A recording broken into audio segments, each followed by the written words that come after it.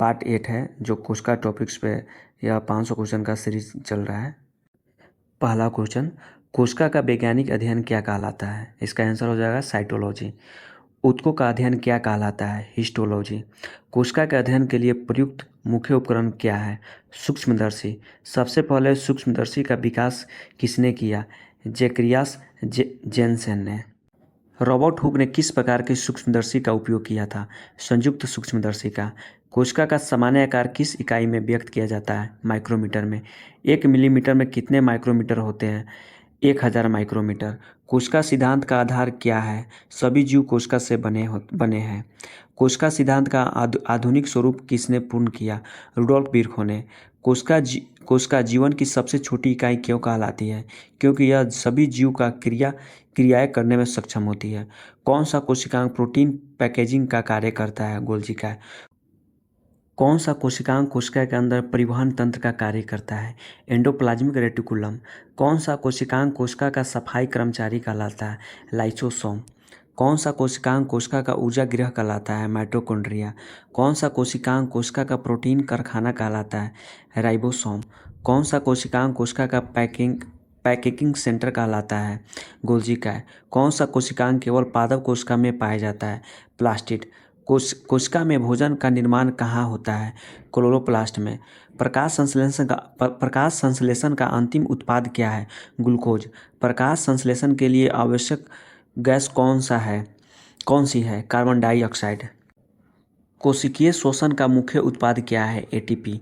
कोशिका में ऊर्जा मुक्त करने की प्रक्रिया क्या कहलाती है? कोशिकीय श्वसन। कोशिका विभाजन का प्रत्यक्ष लाभ क्या है? वृद्धि एवं क्षतिग्रस्त ऊतकों की मरम्मत। कोशिका का विभाजन अलैंगिक जनन में सहायक होता है? माइटोसिस। कोशिका का कौन सा विभाजन लैंगिक जनन में आवश्यक है?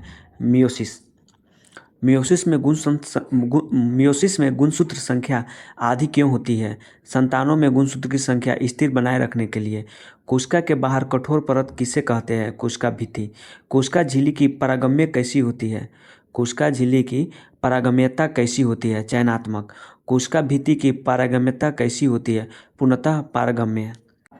कोशिका में जल की अधिकता का क्या महत्व है? जैव रासायनिक क्रियाओं के लिए माध्यम प्रदान करना।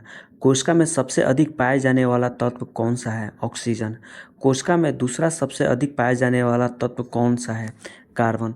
कोशिका में प्रोटीन संश्लेषण के लिए कौन सा आरएनए आवश्यक है? एमआरएनए। अमीनो अम्लों को राइबोसोम तक कौन पहुंचाता है? टीआरएनए। राइबोसोम का मुख्य घटक कौन सा आरएनए है? आरआरएनए। कोशिका के केंद्र में कौन सा अम्ल सबसे अधिक पाया जाता है? डीएनए। कोशिका में आरएनए मुख्यतः कहाँ पाया जाता है? कोशिका द्रव एवं राइबोसोम में। जीन की रासायनिक प्रकृति क्या है? डीएनए। मानव में कुल गुणसूत्र कितने होते हैं? 46। मानव में ऑटोसोम कितने होते हैं? 44। मानव में लैंगिक गुणसूत्र कितने होते हैं? 2। पुरुष में लैंगिक गुणसूत्र कौन से होते हैं? XY। स्त्री में लैंगिक गुणसूत्र कौन से होते हैं? XX।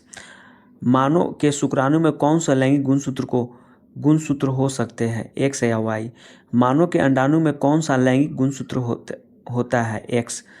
संतान का लिंग किसके द्वारा निर्धारित होता है? शुक्राणु पिता के द्वारा।